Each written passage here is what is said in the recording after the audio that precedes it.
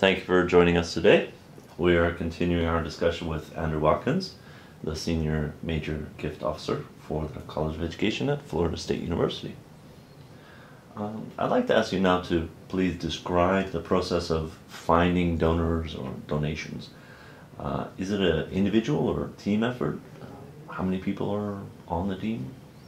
It's all of the above. And to start off with, I'm the ultimate discriminator. I discriminate based on somebody's ability to make a major gift, and I discriminate on their willingness to make a major gift. And in some cases, I will engage with somebody who is not very willing and see if I can convince them. But for the most part, I'm looking for them to have the means to make a gift and the motivation to make a gift. Without a doubt, the best way to meet somebody, to show up on their radar, and become a part of their way of thinking, is through the referral of friends, colleagues, or trusted individuals. So, anytime I can be introduced to somebody, whether it's via a phone call or an email or, hey, come over here and meet this guy at this cocktail party, you really need to know him, I accept any of those sorts of invitations with relish. Then the proverbial ball comes into my court and I have a chance to build and develop the relationship.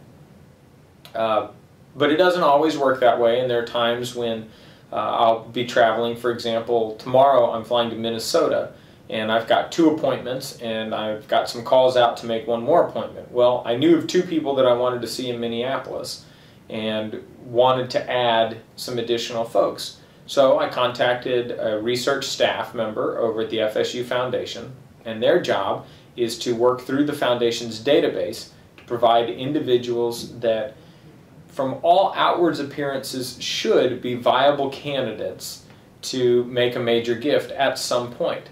So essentially what they're looking for are individuals who have means. And they do this by taking a look at Census Bureau statistics and I forget what other. Census Bureau is a big one.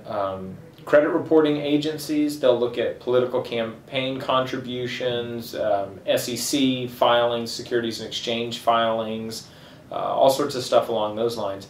And they put together a variety of indicators, literally hundreds of indicators, and based on those indicators are able to derive a score, and the score should be reflective of a person's ability to make a gift. And so when somebody's got a high ability to make a gift, that's when I give them a call, and we'll call right out of the blue and say, my name is Andrew, I'm with the College of Education at Florida State. I'm going to be coming to Minneapolis and would like the opportunity to meet you. I want to hear what you've been doing since graduation and want to hear what you thought of Florida State. I want to tell you what we've got going on right now.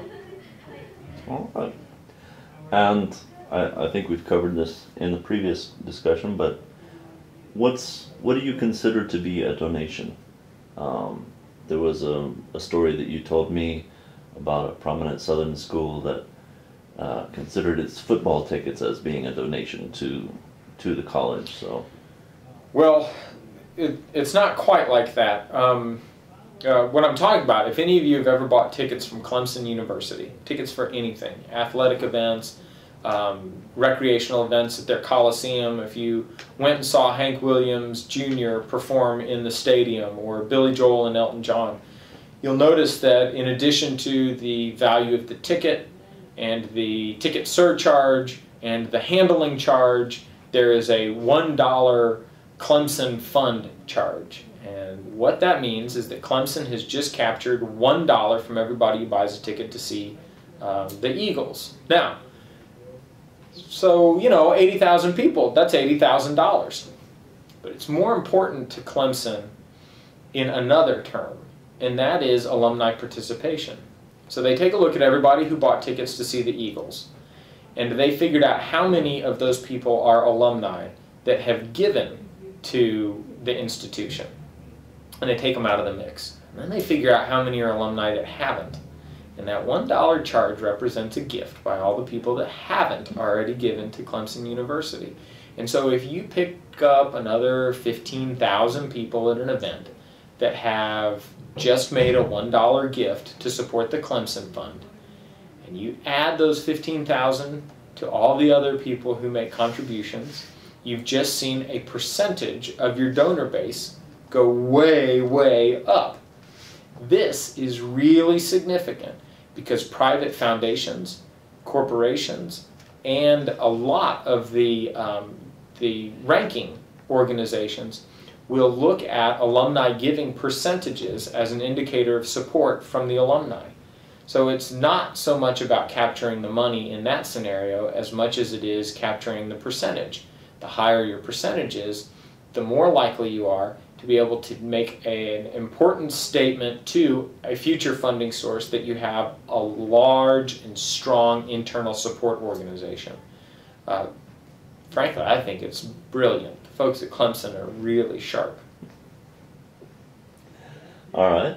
And now, what happens after they get that money, or what happens after the money comes into the university? Does the money get pooled? Where does the money go? Well, it depends. There are two different ways that the money can be handled. The first way is for money that is for operational purposes. These are most of the gifts that people make over the phone center or when they respond to mailings or make gifts in honor of somebody. And that money is almost always used for operations. So the operations can go to support general student scholarships. It can support research funding. It can be used for programmatic purposes. Think about that the next time you're eating bagel at a higher ed function, or if you come in the fall or in the spring, if you're a part of the Marveline Hughes Symposium. You know, that sort of thing is where that kind of money can go. It can go into operations and really things that will enhance the quality of our experience for our students. So those are your operating funds, money that comes in and then is immediately spent. And you can decide, you know, where you want that to go. So keep in mind sometime when you're a graduate and you're eating pizza and that student from FSU calls, just keep in mind that, hey, for the price of a pizza you can do something really meaningful for your program. I think I get to log that as a solicitation. How many people are in this class?